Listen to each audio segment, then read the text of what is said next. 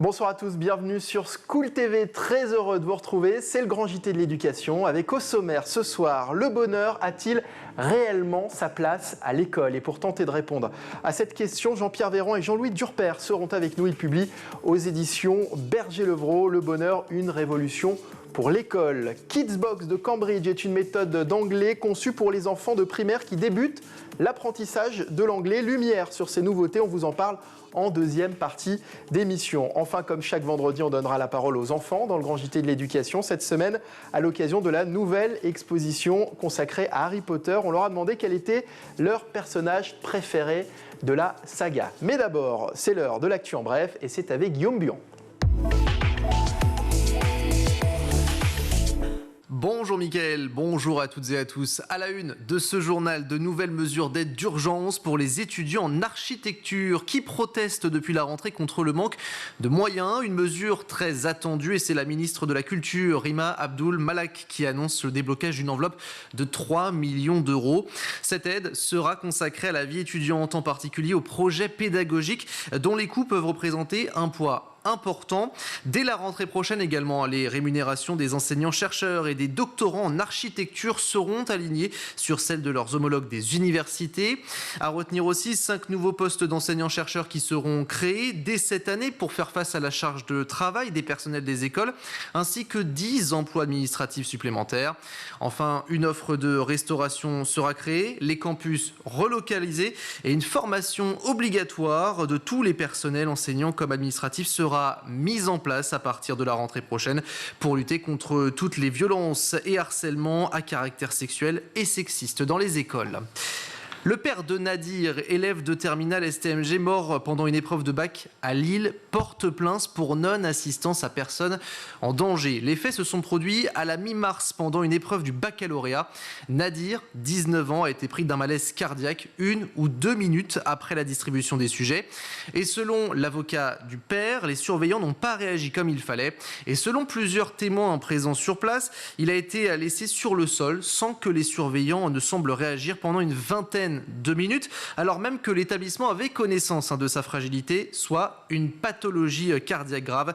Nadir a été transféré au CHU de Lille. Il est décédé sur place. Le parquet de Lille a ouvert d'ailleurs une enquête et le ministre de l'Éducation, Pape Ndiaye, a annoncé l'ouverture d'une enquête administrative de l'inspection générale. Le gouvernement, et notamment le ministère de l'Éducation nationale, annonce de nouvelles mesures contre le harcèlement pour la rentrée 2023. Prévenir le harcèlement, accompagner et protéger les élèves. Le ministère en a fait sa priorité. Alors tout est structuré autour du programme de lutte contre le harcèlement, intitulé Phare, qui s'appuie sur un réseau de 400 référents académiques et départementaux répartis sur tout le territoire, dont le but est de traiter les situations de harcèlement signalées par les chefs d'établissement, mais aussi via la plateforme du 30-20 ou encore le 30-18. Alors pour la rentrée, ce programme sera étendu au lycée et l'objectif est d'atteindre 100% des écoles et collèges insérés dans ce programme. Aujourd'hui, seuls 86% des collèges et 60% des écoles sont inscrites. Et le ministère veut également systématiser la communication des numéros d'urgence, le 30-18 et le 30-20. Le premier, tout d'abord, est une ligne d'appel nationale en cas de cyberharcèlement. Et puis le second, c'est un numéro d'écoute et de prise en charge au service des familles et des victimes. Et puis le dernier objectif du ministère, c'est de former tous les personnels à la lutte contre le harcèlement scolaire. La lutte contre la désinformation, à présent à l'honneur dans un collège d'Ille-et-Vilaine. Oui, c'est un professeur documentaliste qui a appris à ses élèves à faire le tri tout simplement entre les bonnes et les mauvaises informations via un atelier immersif. Casque sur les oreilles, crayon en main, le CDI, le Centre de documentation et d'information, s'est transformé en rédaction, comme dans les radios ou encore les télévisions. Le projet, il était très simple, construire un reportage en se confrontant tout simplement à plusieurs sources que les élèves sont partis chercher eux-mêmes. Les étudiants se sont d'ailleurs basés sur des séries de tweets, des témoignages de pompiers ou de témoins qui étaient présents sur place. Et l'objectif pédagogique affiché par le professeur est de distinguer le vrai du faux, ainsi que de mieux comprendre le métier de journaliste. Enfin, si vous participiez au jury du prochain concours des lycéens, l'appel à projet est d'ores et déjà ouvert. Vous avez jusqu'au lundi 15 mai pour les déposer. Le prix Goncourt des lycéens est décerné par les lycéens eux-mêmes et ce concours permet à près de 2000 élèves de lire et d'étudier la sélection de romans de la liste du Goncourt. Ce prix concerne des élèves de tous bords, les lycées généraux, technologiques, professionnels, agricoles ou encore les BTS. Alors concrètement, après l'annonce des livres sélectionnés pour le prix Goncourt par les membres de l'Académie, la FNAC remet les ouvrages de la liste à chaque classe. Puis les lycéens ont 2 mois pour lire ces romans avec l'aide des enseignants bien évidemment. Et à l'issue de l'étude des livres, les classes élisent un délégué pour présenter leur tiercé de livres gagnants et défendre ainsi leur choix lors des délibérations régionales. Les prix se déroulent entre septembre et novembre. Voilà pour l'actualité. Merci beaucoup Guillaume et tout de suite place à la question du jour. Le bonheur a-t-il réellement sa place à l'école ?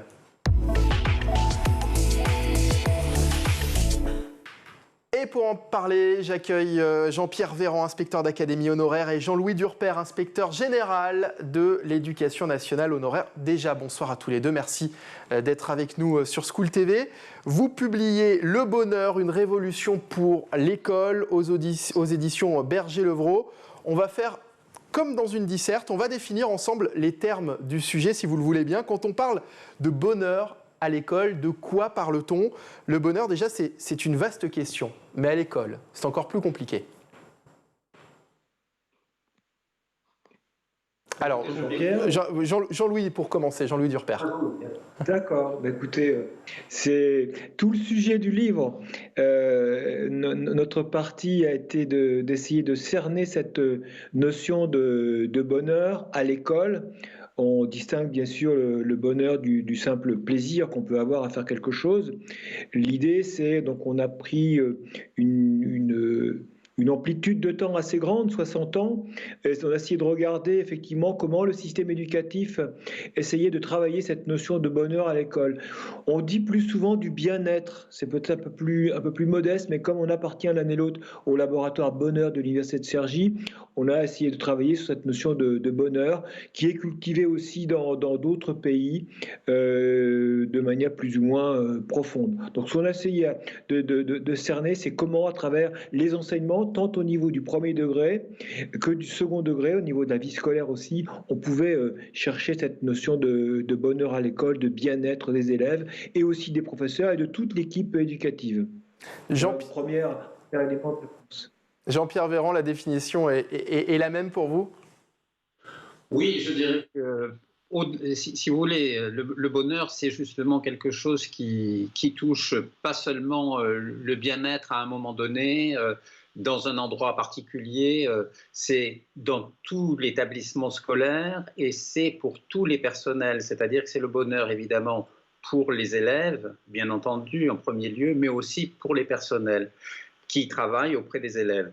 Donc c'est une question, on considère, si vous voulez, que on s'est aperçu depuis longtemps que lorsqu'on se sent bien à l'école, eh bien, l'élève a plus confiance en lui, par conséquent, il se sent plus apte à apprendre et les résultats sont meilleurs.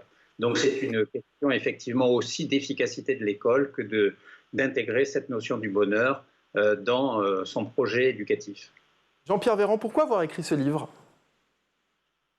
Il y a plusieurs raisons, si vous voulez. Il y a une raison, je dirais, historique et puis une raison d'actualité. La raison historique, c'est que entre 1959 et 2019, il s'est écoulé 60 ans. Et en 1959, la Ve République naissante a porté la scolarité obligatoire jusqu'à l'âge de 16 ans. Donc elle a augmenté de 2 ans la scolarité obligatoire. Et en 2019, le ministre Jean-Michel Blanquer, lui, a avancer l'âge de l'obligation scolaire et prolonger l'âge de l'obligation scolaire avec 2 années de formation, d'obligation de formation. Par conséquent, entre ces 2 dates, il y a eu allongement de la scolarité. On a gagné 4 ans de scolarité entre 59 et 2019. Et par conséquent, il me paraissait intéressant de se dire, quand on consacre autant de temps à la scolarité obligatoire, quelles sont les conditions que l'on réserve aux élèves qu'on va scolariser donc de 3 à 16 et 18 ans.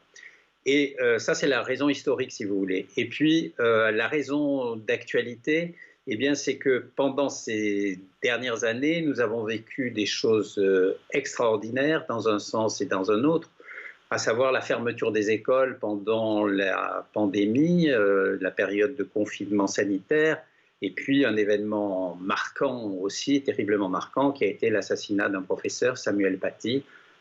Donc, si vous voulez, il y avait à la fois des éléments qui pouvaient sembler porter très loin la question du bonheur à l'école, parce qu'on était vraiment ailleurs, et en même temps, il nous a semblé que ces événements, la pandémie, ce crime abominable, appelaient à avoir une réflexion aussi sur le bonheur à l'école. Comme vous le disiez, nos enfants passent encore plus de temps à l'école, finalement, et on a tout intérêt à ce qu'ils soient heureux. Peut-on dire que les élèves sont heureux en 2023 à l'école, Jean-Louis Durper?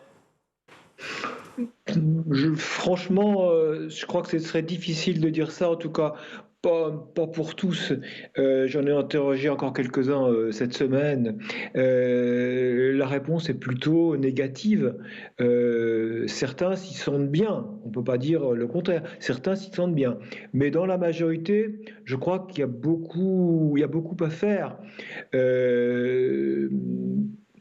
Moi, je suis d'origine professeur de mathématiques. Et dans ma discipline, on constate souvent plutôt un désamour de la discipline. On n'aime pas les maths, on est tout de suite catalogué. Et pourtant, les professeurs font des efforts importants. Donc, j'interrogeais aussi des élèves pour savoir ce qu'on pourrait faire de mieux. Et la réponse que j'obtenais encore cette semaine, c'est de dire il faut ouvrir l'école, donner des moyens de s'exprimer, des moyens de sortir de l'école.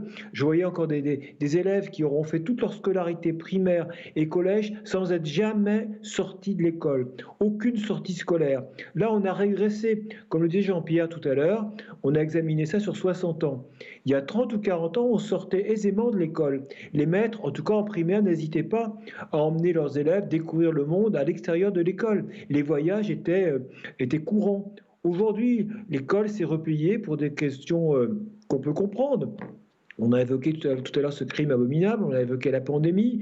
On s'est replié et il y a tout un fatras de papier, etc., ou même par Internet, de choses à faire pour sortir. Tout le monde a peur.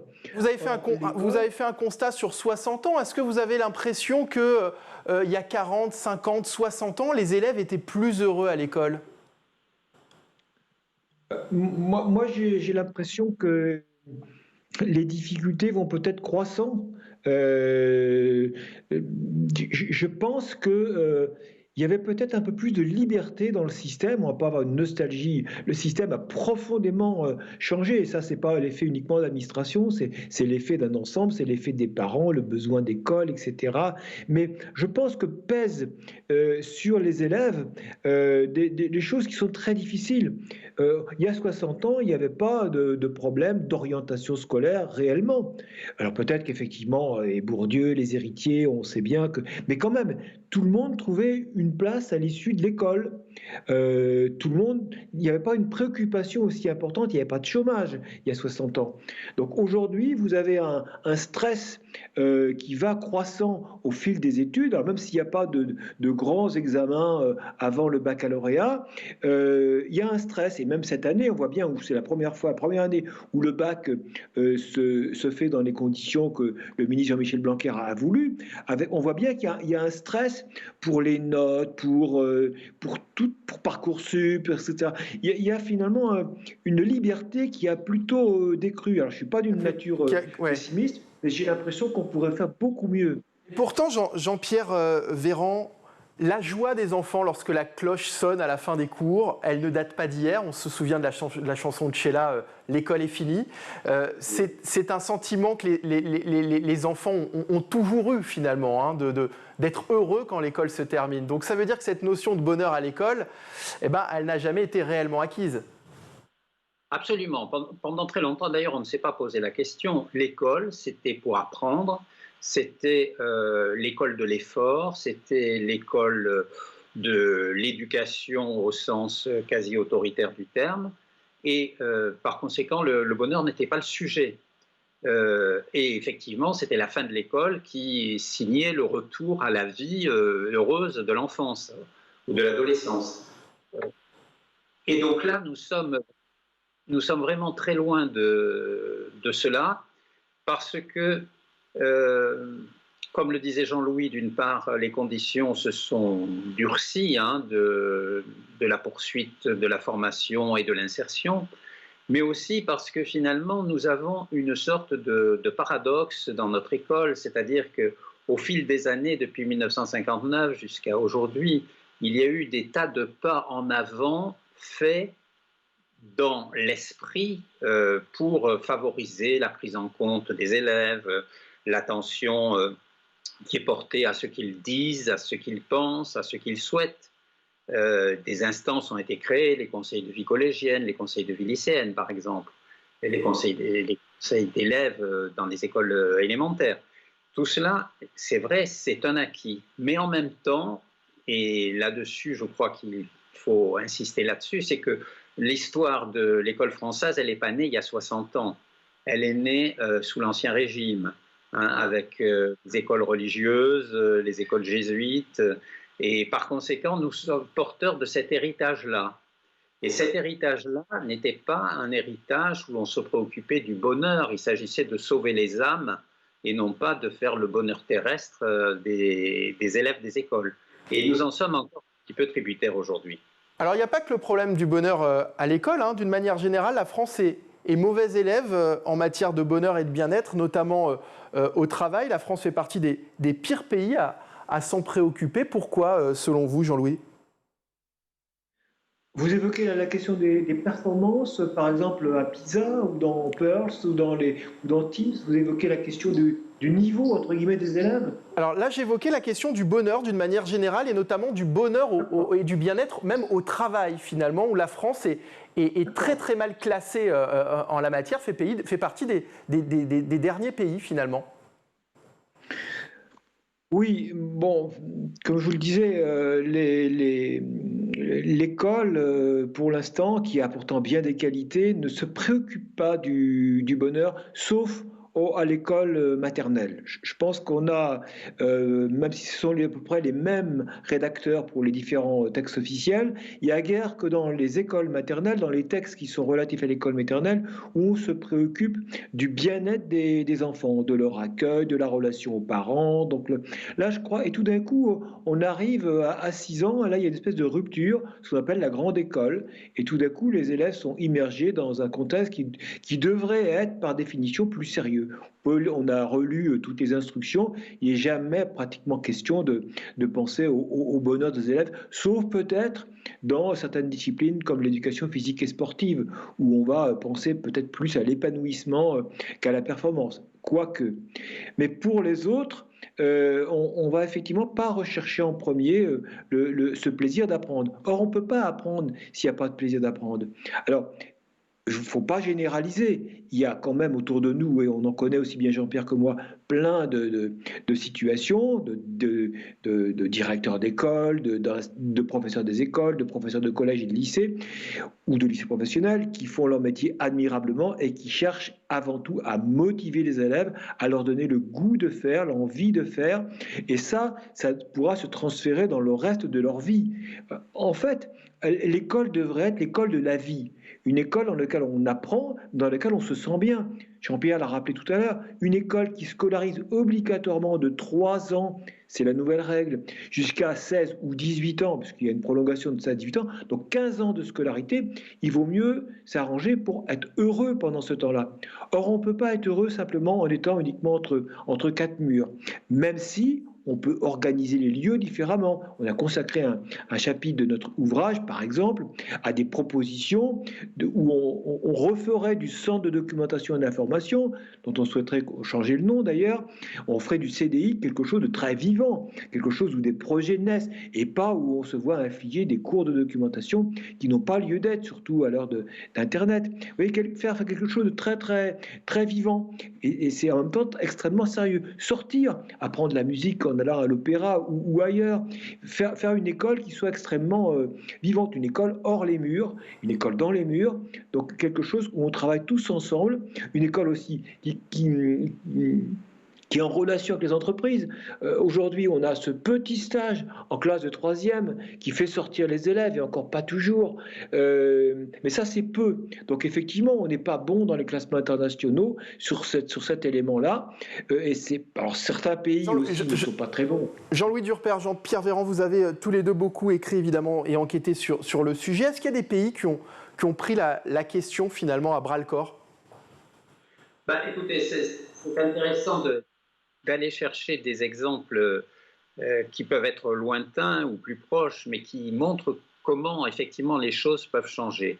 Je vais prendre un exemple auquel je tiens beaucoup parce que c'est l'exemple d'un système scolaire extrêmement élitiste, encore plus élitiste que le système français, extrêmement normatif, encore plus normatif que le système français. C'est le système sud-coréen. Et on sait que la Corée du Sud est caractérisée par son excellence scolaire, mais aussi par le mal-être des jeunes Coréens qui sont très nombreux à connaître des actes de suicide parce que effectivement la vie scolaire de ces élèves-là est effectivement une véritable course d'obstacles extrêmement dure à vivre. Eh bien, dans ce pays-là, il y a quelques années, dans les années 2014-2015, a germé l'idée qu'on ne pouvait pas tabler uniquement sur l'excellence des résultats, et l'excellence aussi aux enquêtes internationales PISA, qu'il fallait aussi tenir compte du bien-être des élèves, qu'on ne pouvait pas se satisfaire d'un système d'excellence qui broie des vies d'élèves. Et par conséquent, les Coréens ont expérimenté ce qu'ils ont appelé le semestre de liberté, c'est-à-dire que pour les lycéens, dont la scolarité est rythmée tous les 6 mois par des évaluations académiques très strictes, eh bien pendant 6 mois, on arrêtait, il n'y avait pas d'évaluation au bout des 6 mois, mais pendant 6 mois, on arrêtait les cours, et pendant 6 mois, c'était les élèves qui étaient appelés à s'emparer de projets qu'ils voulaient réaliser, et les professeurs étaient appelés à les accompagner, à se mettre finalement au service de ces projets. Eh bien, l'affaire qui n'a jamais été imposée s'est fortement généralisée, complètement généralisée en 2 ans, et finalement, on s'est rendu compte que ces élèves qui avaient bénéficié de ce semestre de liberté avaient finalement de meilleurs résultats aux évaluations qui suivaient, qu'il y avait effectivement un mieux-être et par conséquent une baisse très sensible du nombre de suicides. Et par conséquent, on est passé du semestre de liberté à l'année de liberté depuis 2017. C'est dire que on a ressenti qu'il n'y avait pas antinomie entre la recherche d'excellence et le fait que les élèves aient des respirations, qu'ils puissent s'engager, coopérer, travailler sur la cité, sur les questions qui les intéressent et pas seulement sur les questions qu'on leur impose à travers des programmes académiques, que finalement l'exemple coréen, il est parlant pour cela. Et puis il y a évidemment d'autres pays qui nous sont plus proches, dans lesquels effectivement la vie scolaire, la vie des élèves est très différente parce que justement, on considère qu'ils peuvent être entendus, qu'ils peuvent être écoutés, que dans les apprentissages, il peut y avoir évidemment des apprentissages de type disciplinaire, des matières d'enseignement, mais que parmi les matières d'enseignement, il peut y avoir des matières d'enseignement qui ne relèvent pas de discipline scolaire, mais qui peuvent être des cours de bonheur, des cours de réflexion sur la vie, qui peuvent être des temps inclus dans le temps scolaire, au cours desquels les élèves font autre chose que d'être assis en classe et d'écouter un professeur et de répondre à ses questions. Alors sur le sujet du bien-être et de la santé mentale, le Covid a joué un rôle qui n'est évidemment pas négligeable. Ça a été un choc, une rupture pour bon nombre d'élèves. Est-ce que cela a créé un sursaut pour dire que la notion de bonheur et de bien-être des élèves était essentielle à l'école, Jean-Louis Durper? En tout cas, ça a créé une rupture dans les pratiques du système éducatif. Paradoxalement, ça a généré un besoin d'école qu'on n'avait pas vu. C'est-à-dire que les élèves ont compris à ce moment-là que l'école n'était pas réductible à simplement des enseignements. Il y avait toute la partie on va à l'école, on retrouve ses amis, on retrouve ses professeurs qu'on aime bien. Et ça, c'était très, très important. Donc, tous les systèmes qui ont été mis en place pour pallier ce manque d'école ont eu comme premier rôle de créer, de maintenir un lien avec. On continue des choses, on les fait différemment, mais on reste en relation. On a besoin d'une communauté. Et ça, c'est le grand apport, c'est la grande force du système éducatif à ce moment-là. Les gens sont mobilisés à la fois au niveau national par les sites nationaux qui ont été mis en place, comme le CNED par exemple, ou Canopé, ou le ministère lui-même, mais aussi par toutes les actions locales avec les fameux environnements numériques de travail. Là où on avait des collèges avec des ENT performants, et quand je dis ENT performants, ça veut dire des équipes derrière pour les faire fonctionner, ça a beaucoup reposé sur des individus eux-mêmes. Et bien là, il y avait un contact utile et on a rétabli du lien et réparé en quelque sorte ce qui ne fonctionnait plus. On a brisé la solitude et on a vu pendant ce temps-là que le premier rôle des ENT, c'était de rétablir la notion fondamentale qui est l'amitié. Donc les relations sont quelque chose qui sont les plus importants. En fait, à l'école, nous, au laboratoire Bonheur, on parle souvent du savoir-relation. Le plus important peut-être, c'est d'apprendre à être en relation avec les autres. Ça, c'est très, très important. Et ce que le Covid avait coupé, c'était cette relation-là. Les savoirs sont essentiels, mais ils viennent après. C'est d'abord savoir construire des relations avec les autres qui procurent du bonheur. Et sans ça, sans ces relations, on ne peut pas construire des savoirs. Dans votre livre, vous donnez la parole à des écoliers, des collégiens, des lycéens. Leur vision du bonheur à l'école évolue en fonction de l'âge. Qu'est-ce qui se distingue le plus entre l'école, le collège et le lycée, justement, Jean-Pierre Véran? Écoutez, je trouve que si on commence, il y a une continuité et en même temps des évolutions. La continuité, c'est finalement que les élèves soient à l'école, au collège ou au lycée.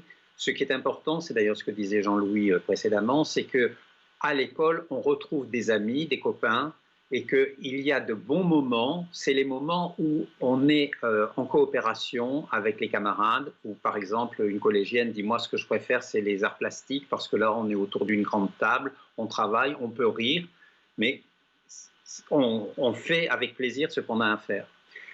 Ça c'est la continuité si vous voulez à tous les niveaux. En revanche l'évolution c'est que les conditions qui pèsent sur les élèves de collège avec la perspective de l'orientation, vais-je aller en lycée professionnel, voie professionnelle ou en voie générale, puis au lycée, l'obsession de Parcoursup, qui a supplanté finalement l'obsession du bac, conduit à une forme de stress qui fait que on a noté ces dernières années la montée des burn-out lycéens qui font que effectivement, les élèves ont du mal à s'y retrouver et à supporter finalement la pression qui est sur eux. J'ai une dernière question, on va terminer là-dessus pour vous deux. On parle beaucoup des élèves, évidemment, dans votre livre. Il ne faut pas oublier un élément essentiel, ce sont bien sûr les profs. On voit que les profs ne sont pas très heureux à l'école en ce moment. Il y a un gros ras-le-bol, une crise d'attractivité du métier d'enseignant. Comment transmettre le bonheur lorsqu'on n'est soi-même pas heureux ? Ça me paraît une gageure. Je pense qu'il faut d'abord être bien dans son métier, dans sa vie. Je ne vois pas bien comment on peut faire autrement. Je suis désolé d'avoir cette réponse-là, mais je pense qu'il faut être d'abord un prof heureux. Ce n'est pas tous les jours facile. Alors j'espère que, d'abord, ce qui serait bien, c'est une reconnaissance, je vais dire une banalité, une reconnaissance du métier. On le dit souvent, Jean-Pierre et moi, on est des enseignants anciens maintenant, lui en lettres et moi en maths, on a été des enseignants extrêmement heureux. Je pense que d'abord, on était mieux reconnus autrefois. Je pense que cette question de la reconnaissance, reconnue par notre administration qu'on aime et qu'on apprécie, mais réciproquement, je pense que les salaires, ça compte beaucoup. Donc là, on parle de cette revalorisation, tant mieux, mais probablement insuffisante, tant il y a eu de retard accumulé. Donc j'espère que l'effort financier sera extrêmement important. Je pense que... Et puis, ça, c'est le premier point. Tout ça pour dire, Jean-Louis Durper, on va devoir rendre dans pas longtemps, mais tout ça pour dire que le bonheur des élèves passe aussi peut-être avant aussi par le bien-être des enseignants dans leur lieu de travail. Et peut-être un dernier mot là-dessus, Jean-Pierre Véran. Je voudrais dire, si vous voulez, tout à l'heure, Jean-Louis a évoqué le concept de savoir-relation, et je voudrais y revenir ici, si vous voulez. Ce qui caractérise aussi le sort des professeurs, comme celui des élèves, c'est que chacun travaille dans son couloir de nage, c'est-à-dire que chacun a un programme de discipline qu'il accomplit, et il est très, très difficile de créer vraiment du collectif et de la coopération. Et je crois que les occasions de coopération, c'est-à-dire de travaux pluridisciplinaires qui permettent effectivement de travailler en équipe pluridisciplinaire, ça donne du sens au travail du professeur comme ça donne du sens aux apprentissages des élèves. Par conséquent, je crois qu'effectivement les relations entre les savoirs, entre les élèves et les professeurs, et les relations aussi entre le groupe, enfin la collectivité scolaire et puis son environnement, le territoire. Tout ça, c'est très important et c'est un élément qui mériterait d'être approfondi si l'on veut vraiment qu'un jour le bonheur à l'école soit une réalité pour tous. Merci beaucoup Jean-Pierre Véran et Jean-Louis Durper d'avoir été avec nous dans le grand JT de l'éducation. Jean-Pierre Véran, inspecteur d'académie honoraire, et Jean-Louis Durper, je rappelle que vous êtes ancien inspecteur général de l'éducation nationale. Merci à tous les deux. Dans un instant, on va parler de Kidsbox, un outil pédagogique pour les professeurs pour aborder l'anglais de manière ludique. Ce sera dans la deuxième partie du grand JT de l'éducation, forcément sur School TV. Restez avec nous.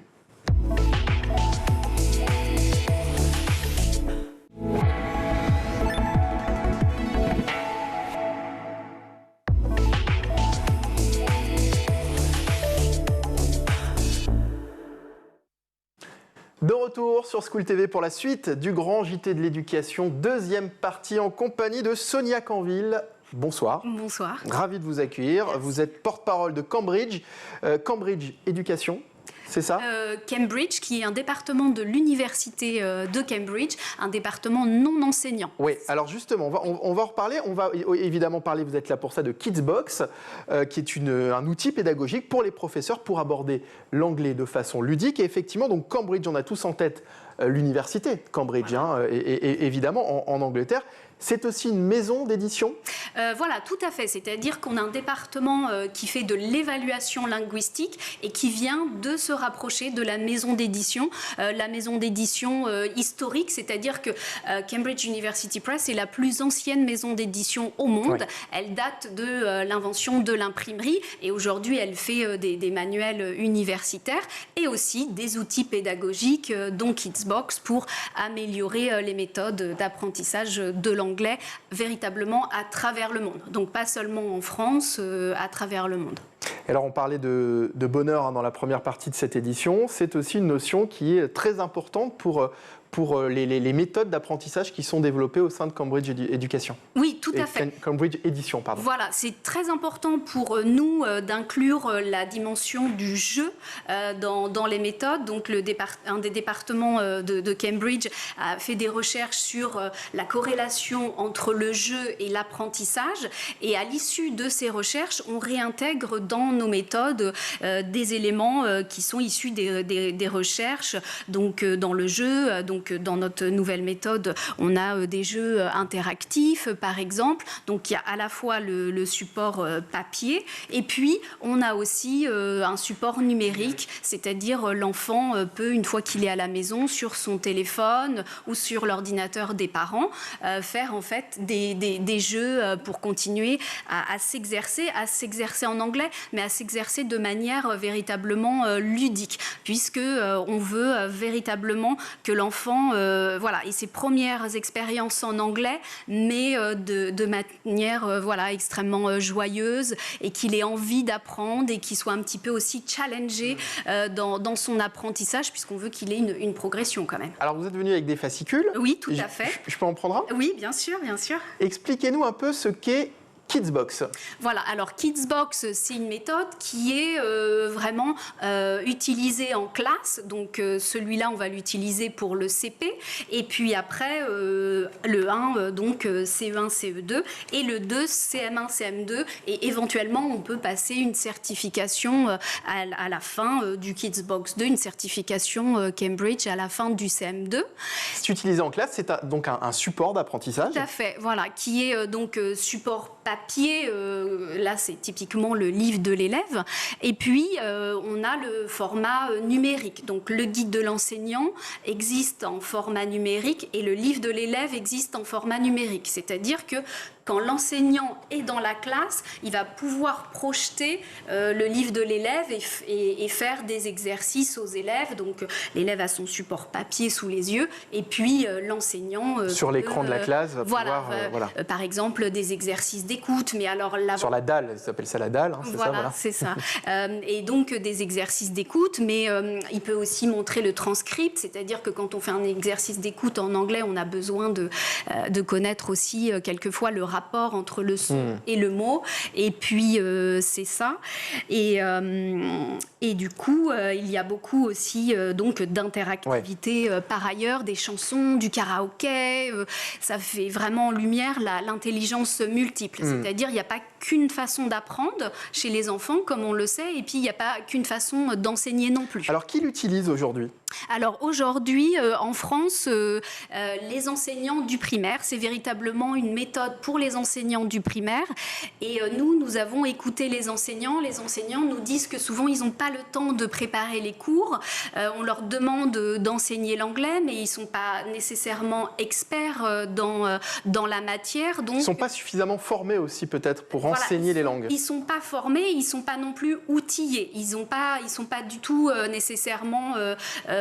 guidés au sens où il faut un petit peu qu'ils trouvent, en tout cas c'est le retour qu'on a.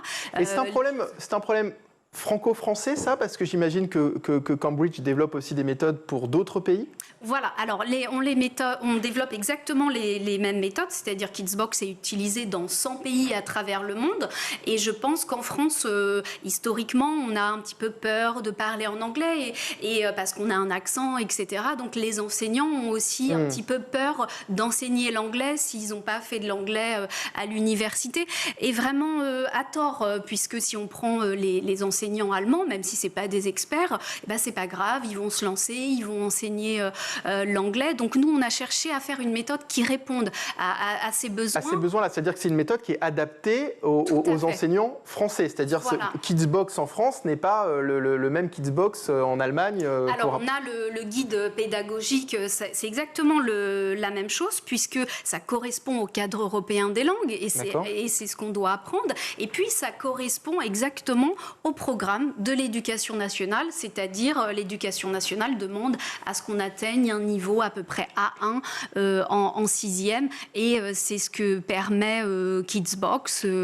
Et alors, tout est fait dans Kidsbox pour qu'il y ait un minimum de choses à préparer pour l'enseignant, puisque, comme son nom l'indique, c'est une boîte à outils qui va me permettre de faire avancer mes élèves.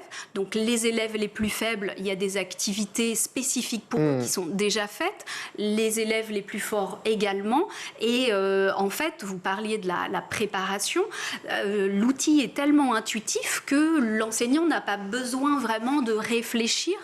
Les experts de Cambridge ont conçu cette méthode pour que ce soit vraiment clé en main. Ouais. C'est véritablement l'idée. Alors, c'est une méthode qui existe depuis 2008. Voilà. Là, c'est la version New Generation. Voilà, New Generation. Donc, c'est une réédition, enfin une nouvelle édition de cette méthode. Qu'est-ce qui a changé ?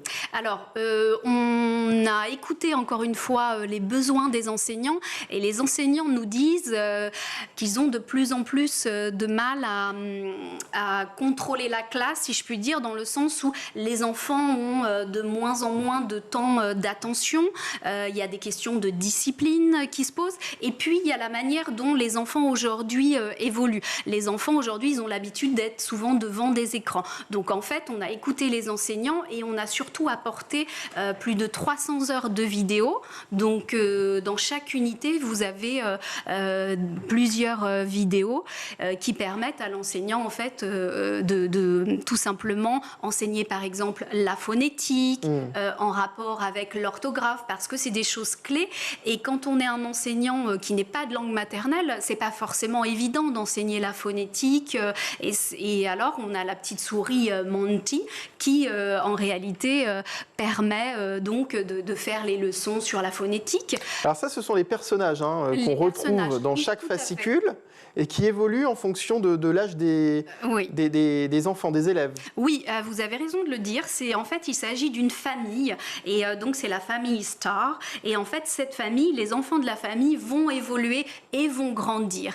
Et en réalité, ces enfants ont exactement les mêmes problématiques qu'un enfant aujourd'hui. Donc, on va être autour des thématiques, comme on le disait tout à l'heure, se faire des copains, donc comment on collabore sur un projet. Ça aussi, c'est des choses qui sont dans Kidsbox. Et donc, cette famille un petit peu fantasmagorique de super-héros, elle a des super-pouvoirs, va vraiment faire en sorte que l'enfant s'identifie, en fait. Et du coup, ça les motive autour de nouveaux projets. Voilà. Quels sont les retours des enseignants qui l'utilisent aujourd'hui ? Ils sont absolument excellents. Et alors, je tiens à préciser que ce soit des enseignants de langue maternelle anglaise ou alors des enseignants qui ne voulaient pas nécessairement enseigner l'anglais parce qu'ils ne se sentaient pas à l'aise, ont trouvé dans cette méthode véritablement une clé pour les motiver eux-mêmes. Et tout à l'heure, on parlait du bonheur.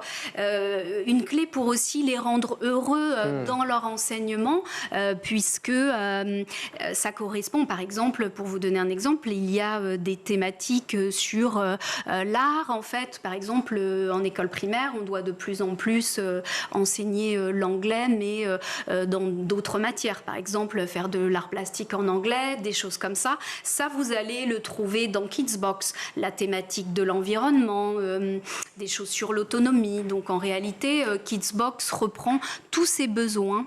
Et pour les enseignants qui nous regardent, qui auraient envie de l'essayer avec leurs élèves, on fait comment pour se procurer Kidsbox ? On peut se le procurer chez tous les bons libraires, mais il suffit de nous contacter en fait sur le site internet de Cambridge.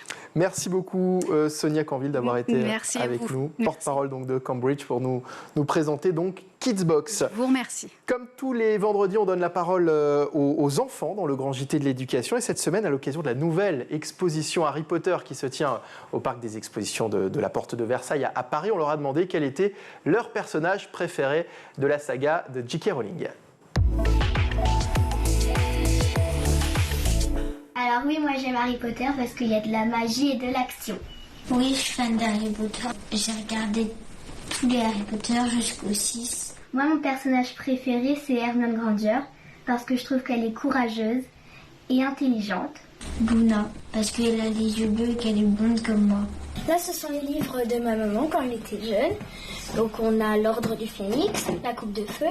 Cette vitrine Harry Potter, alors c'est pas très bien rangé parce que y en a un petit peu trop. J'ai la poupée Hermione et Luna, ce sont mes préférés. J'ai un stylo Harry Potter, j'ai une peluche Harry Potter et j'ai un déguisement Harry Potter. Merci les enfants, et tout de suite on retrouve Malika Ménard pour la dernière de la semaine, Souvenir d'écolier, consacré à Rosa Burstein. Si tu le veux bien, on va s'intéresser à la dernière partie de l'émission, celle où on parle spécifiquement de l'école. Dont l'école, tu l'as quittée il y a un petit moment. Quel regard tu portes sur l'école d'aujourd'hui ? Moi, j'ai un bon souvenir quand même. J'ai jamais détesté l'école. Je sais qu'il y a des gens qui ont des souvenirs un peu traumatiques de l'école. Moi, les souvenirs que j'ai quand j'étais grosse et que les autres enfants n'étaient pas très gentils parfois, c'était les enfants, mais ça n'a jamais été les instituteurs. J'ai jamais été martyrisée par une institutrice. J'ai toujours, globalement, je pense, eu la chance de bien aimer mes profs. Parfois, c'est moi qui en ai martyrisé certains. Tu vois, une prof de techno en 6e... Tu lui as fait quoi? J'étais super insolente parce que je pensais que la techno, ça sert à rien. Donc, je foutais le bordel en classe, je discutais avec les autres copines. Et puis, à un moment, j'avais dit un truc, les filles avaient eu un fou rire. Et elle était venue, elle avait dit « Alors, on rigole ?» Et je lui avais répondu « Mais paf, dans les yeux, vaut mieux rire que pleurer. » Et là, fou rire général de la classe. Et elle avait voulu enlever les félicitations. Qu'est-ce qu'il faudrait changer, selon toi, dans l'école? Mieux payer les profs, je pense, qui gagnent plus d'argent. Ce serait sympa. L'école de demain, tu la vois comment? L'école de demain, peut-être avec quelque chose de plus positif au centre, quand même. Toujours de bien encourager. Je pense quand même que tu vois, quand tu dis que toi, tu te mettais la pression, que je me mettais la pression, je pense qu'on est beaucoup quand même à parfois, mine de rien, avoir valoriser l'enfant. Ouais, valoriser. Tu as commencé la musique très jeune, toi. Est-ce que tu penses qu'il faudrait plus d'art? Tu es une vraie artiste accomplie, mais tu as eu beaucoup de chance j'ai eu de la chance. Que tu as reçu, que ça soit plus généralisé? Complètement. Ça, c'est évident. Je pense que ça serait vraiment super si tout le monde pouvait avoir accès à des cours de théâtre. Moi, j'ai eu la chance de grandir à Paris. Après, c'était pas donné pour mes parents de payer j'allais au cours Simon pour enfants, mais ils l'ont fait. Et c'est vrai que, oui, c'est privilégié. Ça serait super que vraiment partout, les enfants aient plus accès au théâtre, à la musique. Mais surtout le théâtre. La musique, c'est super, mais je pense que vraiment, c'est hyper important pour des enfants et des adolescents d'être sur scène, de devoir articuler, sortir un texte, qui n'est pas juste la poésie. Puis peut-être sortir de sa timidité, se donner confiance. Complètement. En tout cas, c'est déjà la fin de l'émission. Merci d'avoir partagé avec nous tous tes souvenirs. On se retrouve la semaine prochaine pour un nouveau numéro de Souvenirs d'écolier sur School TV. À bientôt. Merci beaucoup Malika. Tout de suite, c'est le meilleur de School TV. Voici le Zap. Quand vous avez l'impression que les débats tournent en rond, quand vous sentez que l'idéologie emporte tout, allez passer 2 jours dans un établissement, ça vous redonnera le moral. Alors je ne sais pas si la journaliste Anna Benjamin n'avait pas le moral, mais elle a fait 1000 fois mieux, 1 an quasiment d'immersion dans 2 collèges, et ça donne un livre extrêmement précieux sur la réalité de l'école aujourd'hui. Son titre Prof, tout simplement, il vient de sortir aux éditions Goutte d'Or, et on est ravis de vous accueillir. Anna, bonjour. Bonjour. Vous avez couvert les questions de l'éducation pour l'Express pendant 4 ans. Qu'est-ce que vous avez découvert que vous ne soupçonniez pas en passant de l'autre côté du miroir? Alors j'ai découvert plein de choses, j'ai eu l'impression en fait de savoir beaucoup de choses, mais de les redécouvrir. Tout simplement en expérimentant le métier de professeur. Et alors, je crois vraiment, les 2 choses vraiment qui m'ont marqué, c'est à la fois l'attachement vraiment aux élèves. Je pense que tant qu'on n'a pas été prof, je pense que cet attachement, c'est difficile à comprendre, comment on tisse la confiance. Et puis tout le travail invisible que font les professeurs, en fait. Parce que être professeur, c'est pas que faire, en l'occurrence, 18 heures de cours. C'est préparer ses cours. Moi, je mettais à peu près 4 heures pour 1 heure de cours, corriger des copies, appeler les parents, les recevoir, monter des dossiers, Et tout ça est assez éreintant. Vous parlez quand même pas mal de la fatigue dans le bouquin. Ce qui frappe le plus en vous lisant, alors au début, c'est vraiment le côté plongez dans le grand bain et débrouillez-vous. Vous êtes devenu prof d'histoire géo en 3 minutes. 30 en fait. Alors en 30 minutes. Ouais. Donc moi j'avais une licence d'histoire qui avait 15 ans à peu près. Et donc j'ai passé un entretien. Je suis devenue contractuelle. Alors il faut le préciser, je suis passée par le statut de contractuelle. J'ai passé un entretien de 30 minutes. Et 3 jours après, sans formation, je me suis retrouvée avec 6 classes. C'est qu'on a quand même des élèves qui au départ ont parfois le choix entre telle ou telle école, et après sont quand même très soucieux de tous les jours de se dire est-ce que l'enseignement que je reçois me prépare à rentrer dans la vie active dans les meilleures conditions possibles. Alors c'est fondamentalement important quand on choisit une école, notamment privée, post-bac. Est-ce que c'est aussi le cas quand on choisit plutôt de s'orienter dans l'université, dans l'enseignement public ?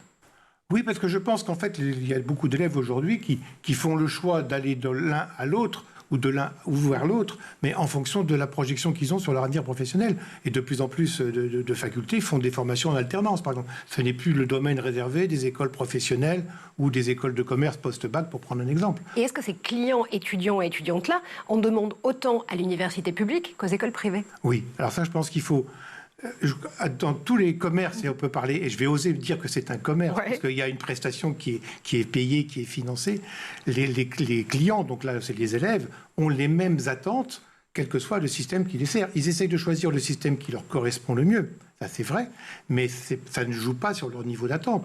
Que je sois à l'université ou que je sois dans une école post-bac privée ou pas, je veux être parfaitement préparé à ma future vie active, qu'on m'aide à y mettre un pied. Souvent, l'alternance permet de faire ça.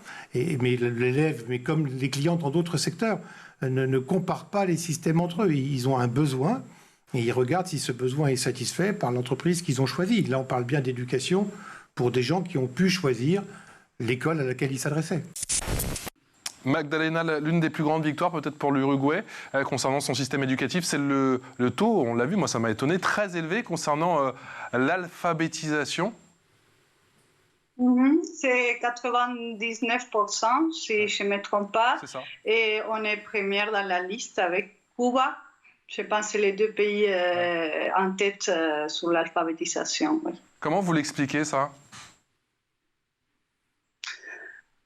L'accès gratuit, et, c'est l'histoire aussi de notre pays. Je pense c'était depuis la fondation de la capitale de l'Uruguay, il y a eu une organisation aussi autour de l'éducation pour former les citoyens. Et il y a des efforts de chaque gouvernement à que cette éducation laïque, gratuite et obligatoire soit maintenue.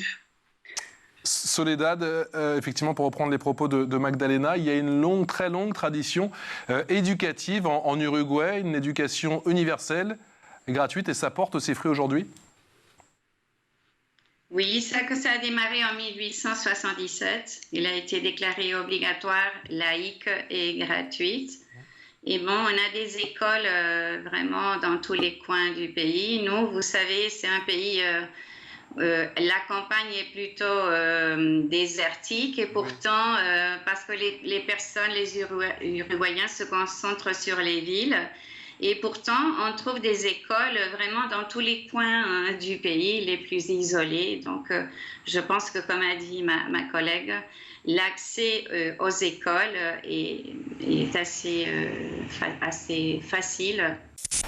Ce bouche à oreille et cette perception, Estelle, c'est ce que vous prenez aussi en compte dans vos enquêtes et dans vos baromètres avec la Caravane Conseil. Je rappelle que votre cœur de métier et d'expertise, c'est de pouvoir essayer de résoudre une équation qui parfois paraît impossible, parents et salariés, ou aidants et salariés, parce qu'on n'est pas forcément toujours parent, on peut être adulte référent ou en tout cas aidant d'un parent dans son cercle proche. C'est si impossible que ça? C'est pas si impossible que ça. En fait, il y a des leviers qui sont assez simples pour arriver à résoudre 80% des problématiques des parents salariés.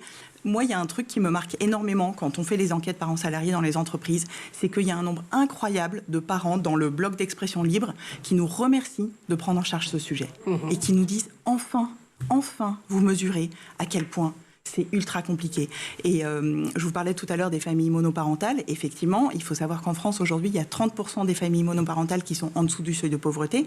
C'est quand même un chiffre qui fait froid dans le dos. Et on arrive, grâce à des mesures de parentalité pertinentes, à éviter justement que les personnes qui sont en famille parentale démissionnent parce qu'elles n'arrivent plus à tout gérer. Comment se passe une journée de cours à l'école pour les petits Uruguayens? Ils ont cours toute la journée? Est-ce qu'ils ont cours que le matin avec un peu plus de place peut-être pour d'autres activités artistiques, sportives? Ça se passe comment? Exact. Les choses en Uruguay, et que je me souviens et que je pense que ça continue encore comme ça, c'est qu'il y a différents horaires pour l'école et pour les collèges-lycées. Donc, la famille peut choisir en fonction de son organisation, c'est-à-dire qu'on peut aller à l'école que la matinée, donc ça sera par exemple de 8h30 à 12h30, ou bien c'est à l'après-midi de 1h à 17h. Ça, c'est pour l'école. Et donc, moi, par exemple, c'était l'après-midi et je me souviens que, nous, on fait, comme ici en France, les mêmes matières, on travaille en maths, on travaille on travaille histoire, géo, tous les contenus, mais c'est vrai que c'est un horaire plus court. Par contre, pour les familles qui sont compliquées, ça existe les écoles de temps complet, les écoles où les enfants ils peuvent manger à la cantine, ils peuvent rester toute la journée, et avec des activités plutôt récréatives, et des ateliers artistiques, et sportifs comme ça. Soledad, vous avez le sentiment que l'Uruguay a trouvé le juste milieu en termes de rythme scolaire? C'est pas trop long? C'est pas trop court. Ici en France, souvent, on essaie de réduire un petit peu les journées à rallonge de nos élèves, mais il y a toujours une levée de bouclier. Vous avez le sentiment d'avoir trouvé le juste milieu? Non, je pense, comme a dit Magdalena, c'est 4 heures, non? 4 heures de 8h à midi ou de 1h à 5h. C'est un peu trop court pour les familles dont les parents travaillent. Ah ouais. On se plaint un peu. C'est vrai qu'on a la possibilité de mettre l'enfant dans une école à temps complet, mais c'est juste pour les personnes qui viennent d'un milieu défavorisé plutôt. Une invention tout à fait étonnante qui permet de faire des bisous à distance. Je savais que ça allait vous plaire. Ça, j'adore. Mais oui, vous savez, on a tous dit à son amoureux ou à son amoureuse à qui on parlait par texto qu'on rêvait. Alors moi, je disais rien à mes amoureuses par texto bisou. Parce qu'on n'avait pas de téléphone. Ah oui, bon bah, moi si. On rêvait de lui faire un petit boomer. bisou. Ok, boomer. Ok. Donc voilà, le petit bisou à distance qu'on ne peut pas faire, et bien désormais, ça va être possible, puisqu'une entreprise chinoise vient de créer une machine qui s'appelle Moi, comme genre le bruit d'un bisou. Ouais. Et ça fonctionne comment? Alors en fait, c'est là que c'est un peu quand même particulier. On fixe de fausses lèvres, en silicone sur son téléphone, et en fait en les embrassant, ces lèvres reproduisent les mouvements des lèvres d'une autre personne en train de faire la même chose de son côté. Et c'est la fin de ce grand JT de l'éducation. J'ai été ravi de le présenter. À la réalisation, il y avait Raphaël Morel ce soir. Thibaut Goury-Lafont était au son, maquillage Laure Audemont, Emma Guessel et Agathe Delannoy, évidemment, à la rédaction. Et puis, très vite, vous retrouverez Virginie Guillaume à la présentation. Merci à tous. Bonne soirée sur School TV.